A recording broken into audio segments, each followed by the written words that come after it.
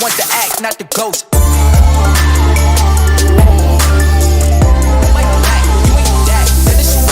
Whoa. Well, hello and welcome back to the DCUK Podcast. This is Season 5, Episode 2. That's 2 for you who might not know French. And this is the 100th episode. Yes, we've made it to 100. It's unbelievable. It's insane. I love it. It's fantastic. And I'm glad that you could all be here with me, whether you're watching, listening, whatever you're doing. I'm just glad you're here. On today's show, we got trivia time. That's making its comeback. We've got the news. So we've got lots to talk about there. And the season comes back this weekend. Hallelujah.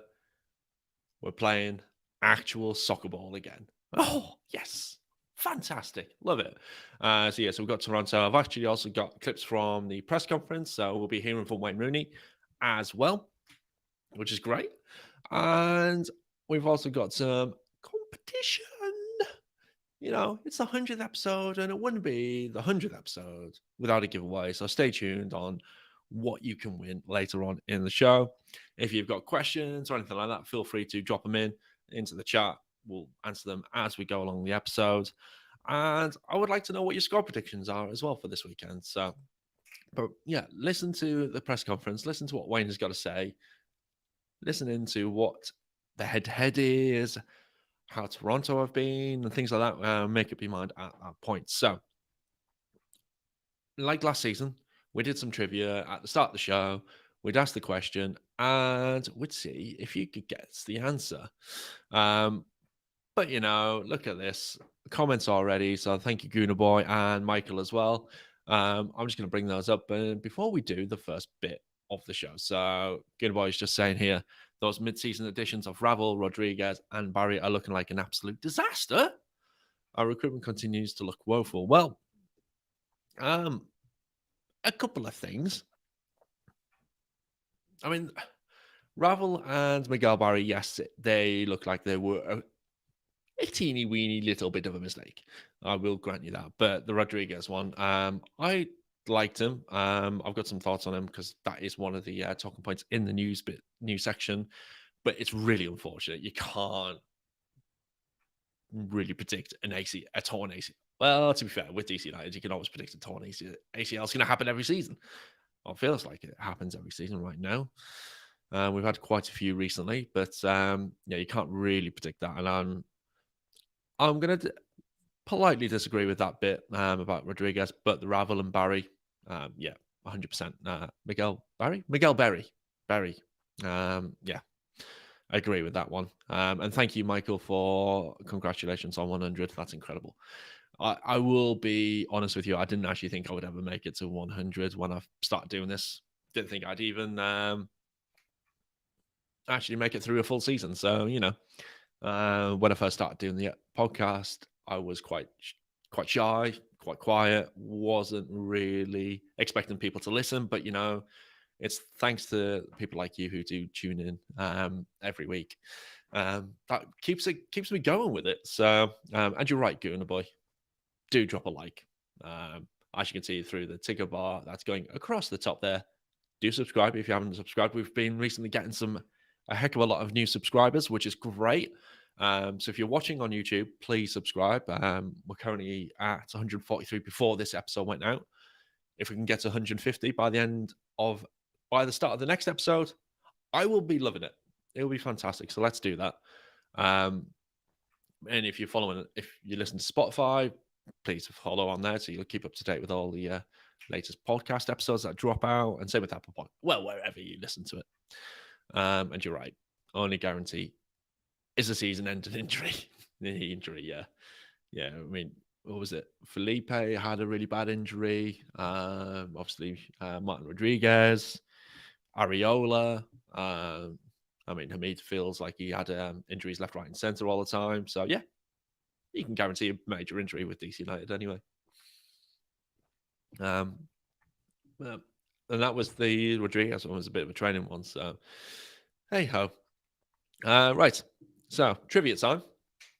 Let's go into it. So, it's actually a bit of a personal one, really, based on my visit. So, we've obviously got Toronto this weekend. And I like to do the trivia stuff based on our upcoming opponents. So, today's question is I was at the previous DC United game against Toronto at Audi Field last year. Who opened the scoring that day? And the reason why I went with this one is because this game was out of the last 3 games I've been to see at Audi Field, this was the first time I'd actually seen DC United score. So, that was awesome. But if you're watching live, drop a little comment in the chat, see if you get that right, and we will reveal the answer at the end of the show. So, you know what time it is. It's time to do the news.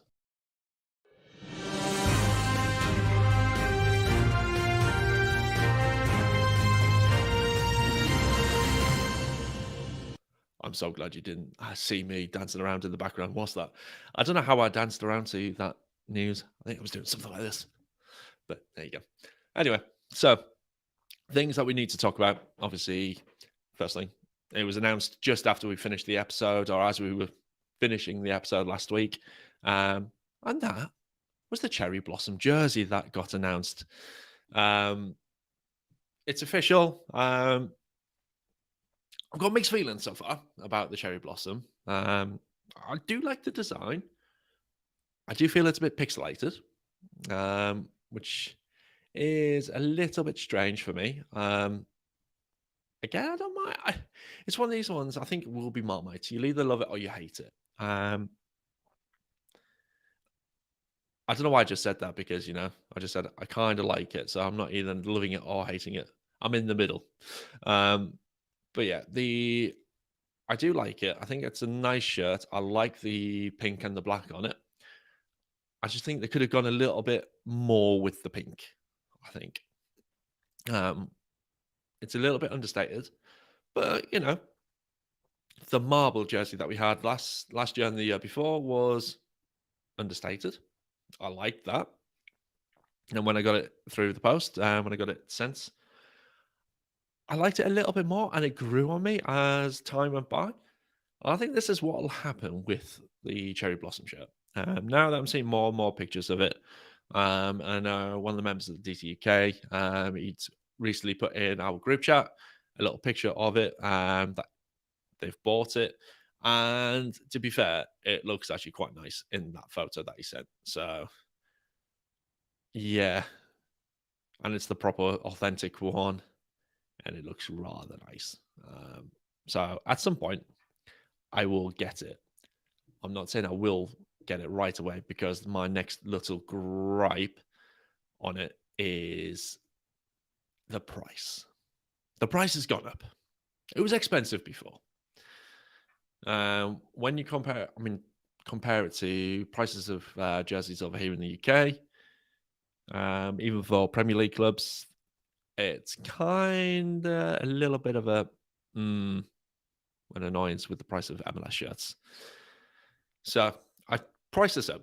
So I wanted to do basically that again.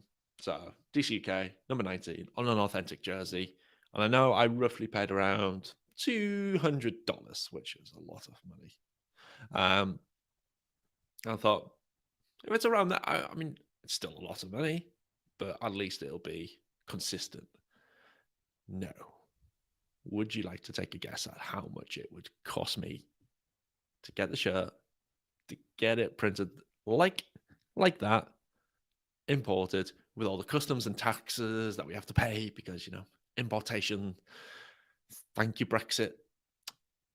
I'll give you a moment. No, you're probably wrong.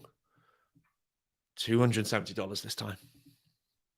Shipping costs. Yeah, shipping costs is one thing. The shipping cost is around $26, I think, off the top of my head. I just remember the final figure. So it was around $270 in total. That is around 225 great British pound sterling. It's a lot of money. When you compare it to what it was previously, last year and the year before that, £166. And you can get a shirt over here, a Premier League shirt, for around about £60. And you could probably get it printed and name on the back of it for maybe an extra 10, 15 quid. Even with the shipping costs on top of that, it's going to be nowhere near that cost. So, yeah, I'm a little bit... really don't fancy paying that much. So, we'll see. Might just have to come out there and just buy one whilst I'm out there. We'll see. We'll see what happens, eh? So that is a little bit of annoyance. Moving on. My next point was about the Martin Rodriguez injury, which was announced earlier on this week, officially anyway. And yes, he is out for the season. He's on the season-ending injury list, which means we free up a spot in the roster. We free up an international slot as well, because Rodriguez took up an international slot. And yeah, I'm gutted for the lad. Really gutted, because he looked like he was starting to come on. He was making some really good passes. He was starting to see some good quality from him. But what can you do? It's such a massive shame. I was really looking forward to seeing him play this season.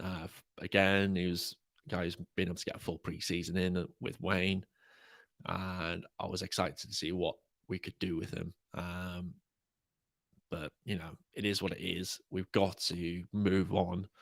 But we'll actually hear more from Wayne about the Rodriguez injury when we get to the press conference. So we'll find out more from Wayne and what his thoughts are on the injury. Next up, kind of going back to what you were saying, Gooner Boy,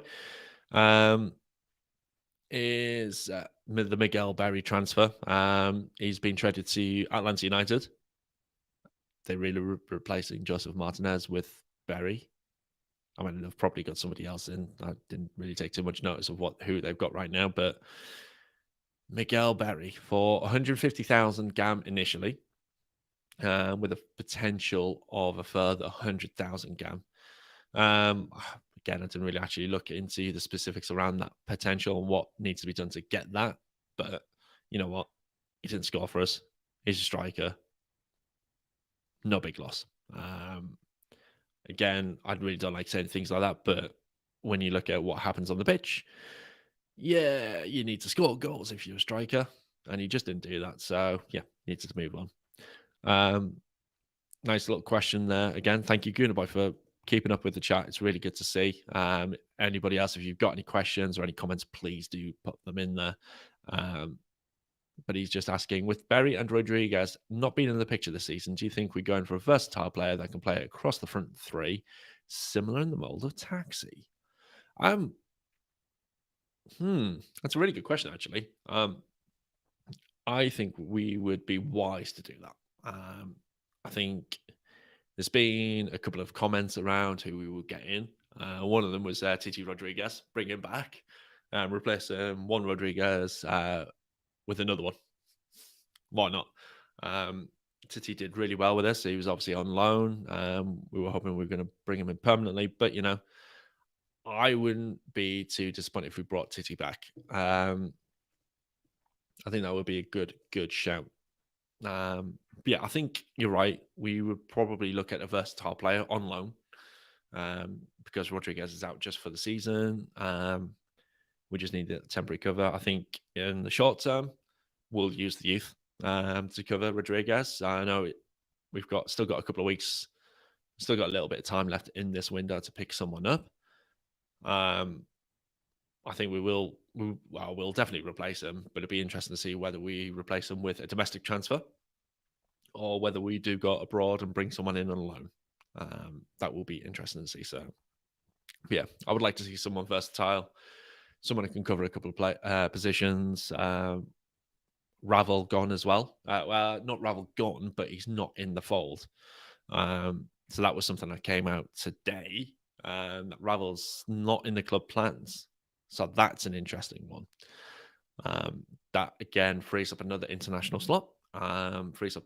It doesn't free up any salary cap just yet because he's got a guaranteed contract, and we would need to either trade him or sell him abroad for that to work. And we're not, for some reason, and I think, don't probably quote me on this one, but I don't think we're doing the buyout of his contract. So yeah, that's going to be an interesting one. See how that happens. But yeah, Ravel's not in the mix for DC United this season, so that's an interesting one. I think Goff came out with that one.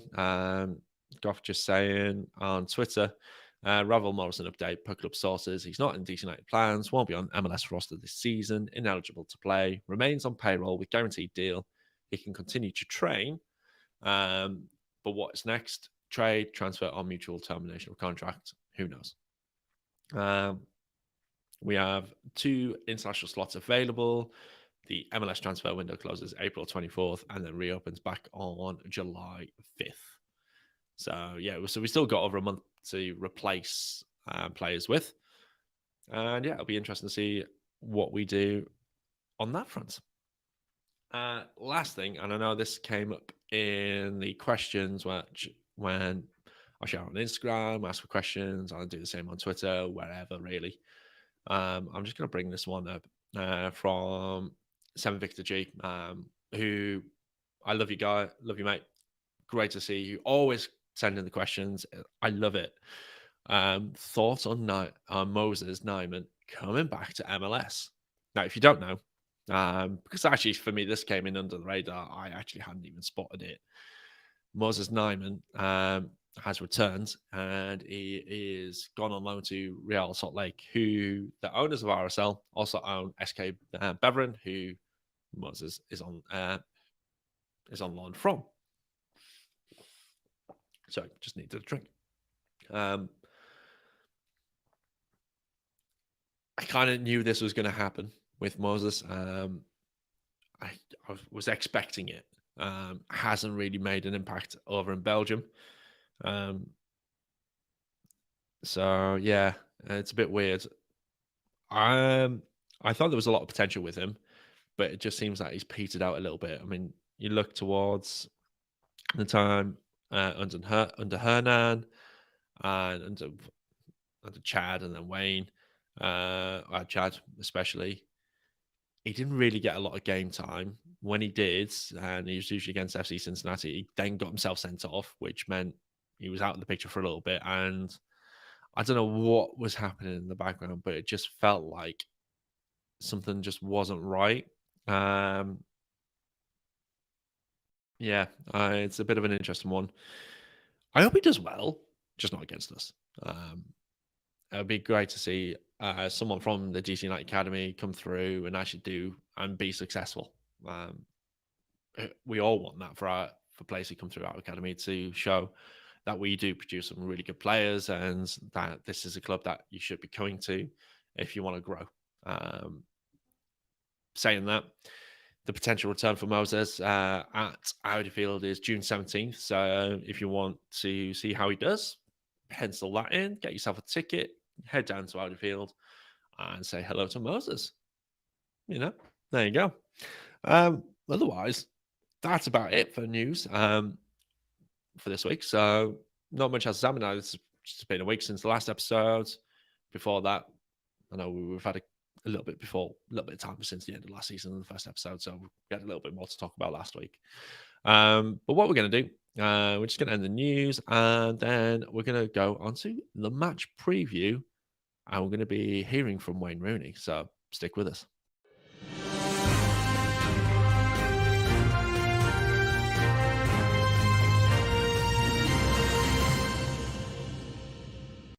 So, match preview time. I've been waiting so long for this. So happy. It's great to have MLS back. Great to have it on such an accessible platform with Apple TV as well. I'm not paid to say that. It's great. So much content going on there. And you can watch whichever games you want. So if you want to dip in and out, you can switch around. You're not limited. There's no blackouts.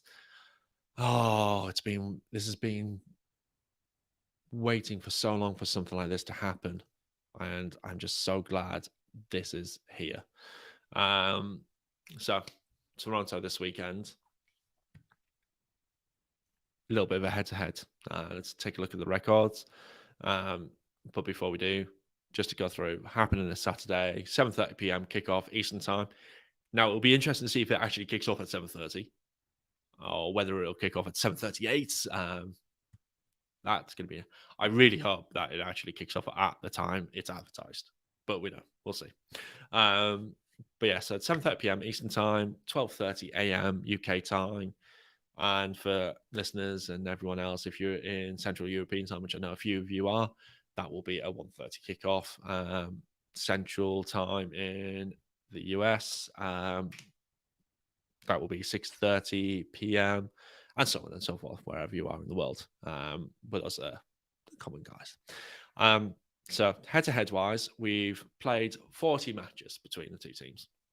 We've won 16, Toronto won 13, and there have been 11 draws. 7 of the last 12 have ended in ties, so quite a few there.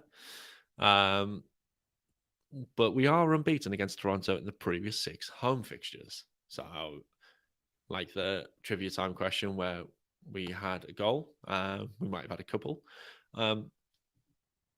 We were unbeaten, so that's great. Toronto finished 2022 losing 5 in a row, so they ended up really bad form, similar to us really. But they did concede 4 goals in 4 of those matches, so they conceded at least 16 goals. That's a lot. But they have a new keeper in Sean Johnson, who is a quality keeper. So they've tied that side up. Toronto, they've also lost 36 times since the start of 2021, which is the same amount as what we have, which is also the most in MLS in that time. So in the last 2 years, DC and Toronto have lost the most matches in MLS. Great. Big thumbs up. And also on that, in that time, Toronto have only managed just 5 clean sheets. 5. But again, they do have Sean Johnson. So omens tell us that they're going to keep a clean sheet this weekend. And yeah, it'll probably be a boring 0-0 draw. Toronto's average age is 26.4. So they have one of the older squads in the league as compared to the league average of 25.5 years old. DC's, I think it was 25.6 years old. So we're around the average age for the league. Make that what you want, but they do have Michael Bradley, who's about 156, so he does lift up the Toronto's average age just a little bit there. So a little bit more of a breakdown. So if we look at their squad, their current DPs are Federico Bernardeschi, who's a forward, Adama Diamande, who's a forward who also played in the UK for Hull City. I found that out thanks to the MLS UK show. So that's another podcast that you should go and check out. Henry and Elliot do a fantastic podcast. It's what inspired me to come and also do this podcast. So do check them out. They've just recently started their season for this year, where they do kit reviews and things like that. It's a really good podcast. And then their last DP is Lorenzo Insigne, who joined summer of last year. Missed the games last year against DC United, so we'll probably see him this year. But you look at Bernardeschi and Lorenzo Insigne, they're the 2 key DPs for Toronto, and they will be the ones to watch. They are fantastic players. I still can't get over the fact that they've got Insigne. That's just mad. What a play to have. But I will go through some score predictions after we've heard from Wayne. So let's tune into some of the clips from the press conference earlier today, which I was able to tune into. And there's a few sort of key points in there. So let's listen to Wayne. We're excited. Obviously, first game of the season is always an exciting time, and you look to see if the players can execute what you've worked on during the pre-season. So yeah, we've been waiting. It's been a long pre-season. Put a lot of work in. The players have had a lot of information given to them. So we're ready today, and tomorrow is really about just ticking over and making sure we're ready for the game on Saturday. If I'm being honest, I don't care what people think, as long as myself, the players, the staff, we know what our expectations are, we know what we're aiming to achieve, and I don't really look at myself, I don't really look at other teams and what they're doing. We're really focused on us, and for us it's just about going out and trying to be certainly a lot better than we was over the course of last season. Our goals, of course, I'm sure like any other team, is to try and make playoffs. So that's what we'll try to do, but really our focus is on Toronto on Saturday. That's our main focus, and to try and start the season on a positive. Yeah, I think you focus on that one when you get there. I think for us, getting to the playoffs is the main priority. So and whether that changes slightly this year, next year, years gone by, doesn't really matter. The priority is to try and get there, and then you're in a knockout competition. So we just focus on trying to get there first. Yeah, I think it's easy to forget he's still a 16-year-old, so he's got a lot to learn. But I think what we've seen from him is a lot of potential, a lot of maturity to his game, and there's of course there's a lot he can improve on. He's still developing, so he's a very exciting player for us. In off season, Matai, Koo, Luis, they went out to Swansea, and they spent some time at Swansea. I think just it was important they didn't switch off for a few months as they're still developing, and I know that time has really benefited the three of them. They've come back and they've been excellent in pre-season, and Matthias has certainly he's grown a lot during the off season in terms of his stature, his figure. He's come back stronger. He's come back a lot fitter, which last year he was a 15-year-old slash 16-year-old boy, and he's come back really a more developed player. So we've been delighted with his progress, certainly throughout the pre-season. Yeah, I think all three goalkeepers have done well, and it's important that you have competition for places. That's not just the goalkeepers, that's the outfield players as well. So no, I've been pleased with all three goalkeepers. It's always nice when players make your job harder of which player you pick. So and of course that's my role now to pick the one I feel is the right one for the game on Saturday to come in and play. So yeah, I've been pleased with all three of them, and if I'm being honest, I'd be confident in putting any one of the three in. Yeah, well, obviously, as you said, it is different. I think players can go down to Loudon, and where last year we had the flexibility of dropping them down and bringing them back up on a more regular basis. This year we have to be a bit more calculated in how we do that. As far as I'm aware, we can put players down at Loudon now, well, by tomorrow at 8 p.m. And if we need to bring them back up, they come back up and they stay with us. So it's not we haven't got that flexibility that we had last year. Yeah, it's unfortunate for Martin. He picked up a serious knee injury, so it's a shame because he had the shoulder injury earlier on in the pre-season, and now his knee. So it's something which we're looking at, we're addressing, and we're seeing. We're looking into potential players who can come in and maybe replace Martin, certainly for this season. So again, we've been looking to bring more players in, and hopefully we can get that done in the next 1 to 2 weeks.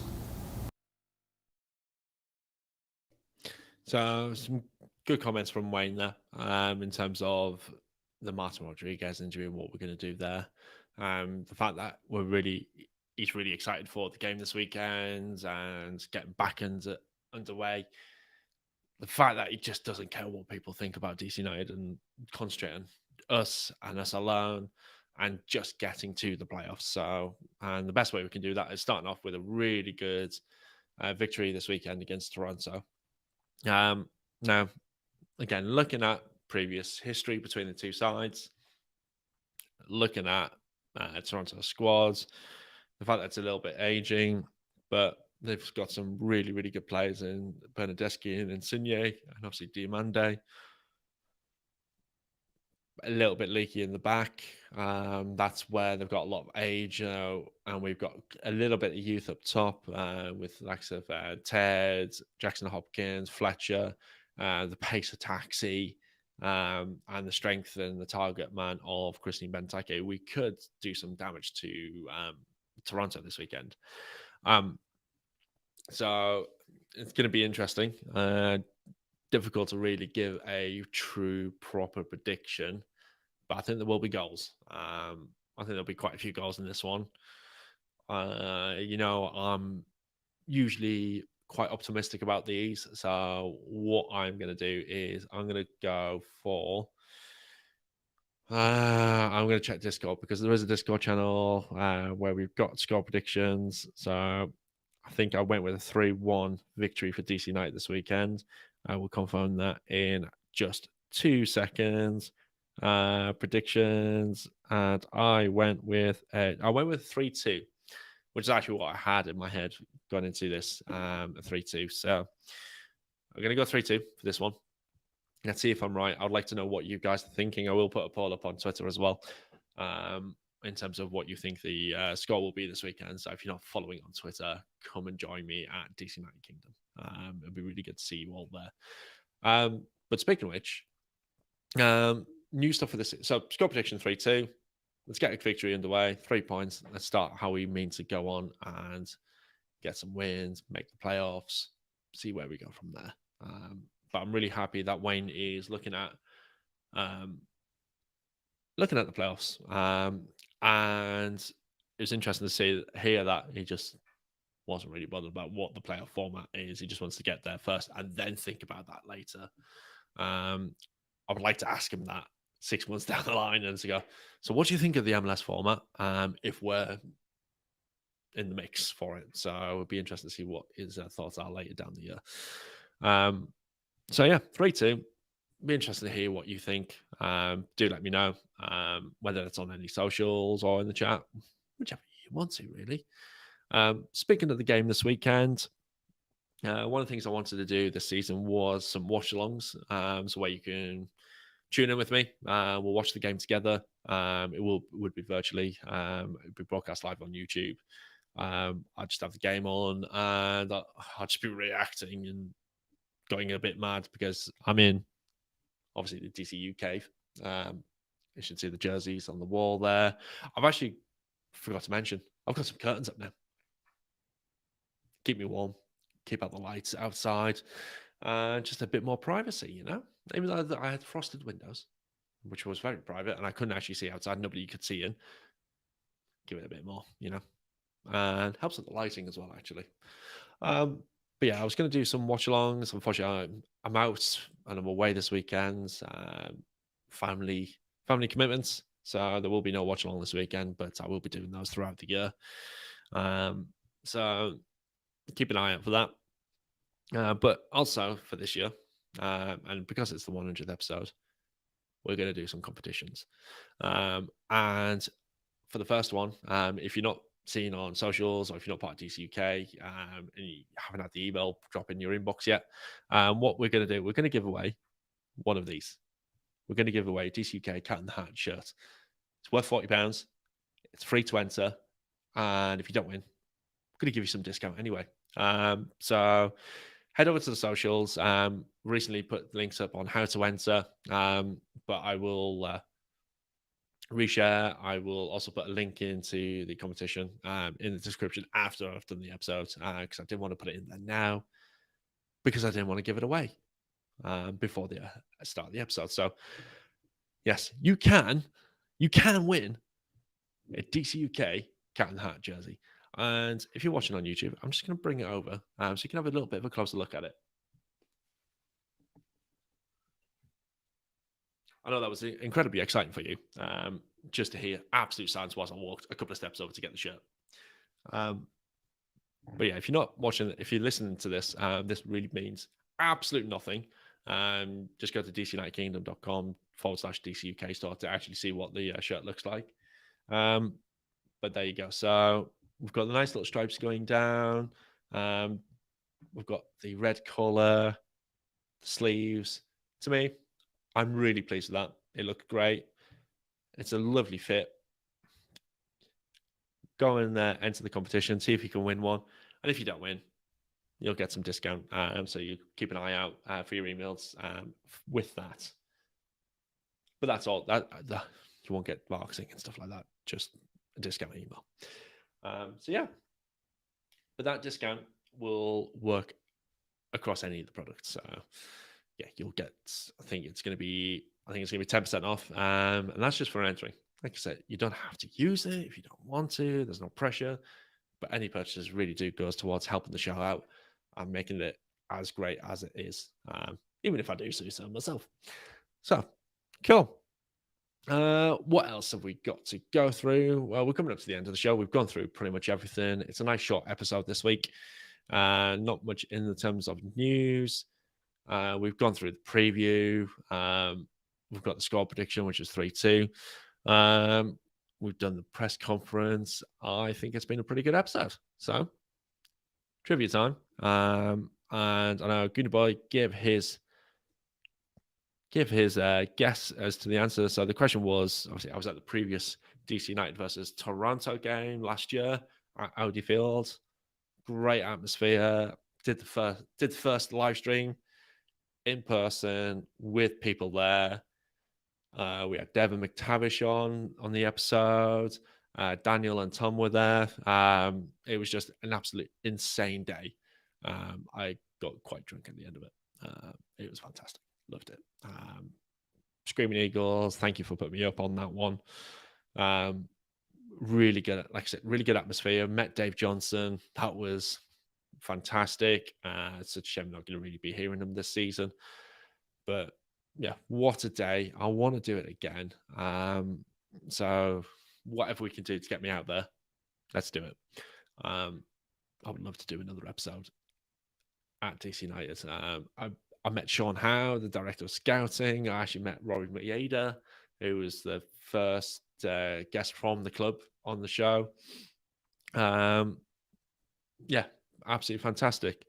And thank you, good boy. Watch alongs will be awesome.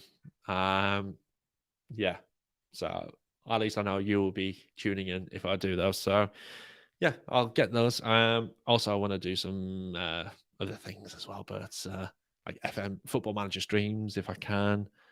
But I'm not going to actually probably commit to that because I don't want to overload myself with it. So watch alongs is definite because I'm watching the game anyway.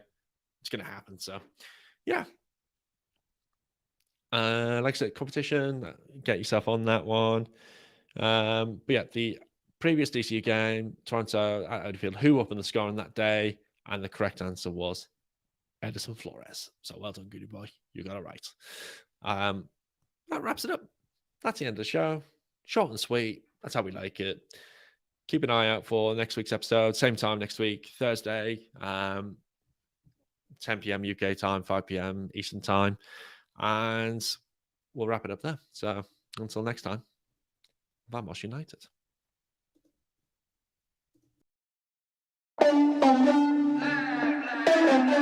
Swallowed on record, off record deals. Tell them tuck the collar for the quote. On record, off record, I still want the act, not the ghost.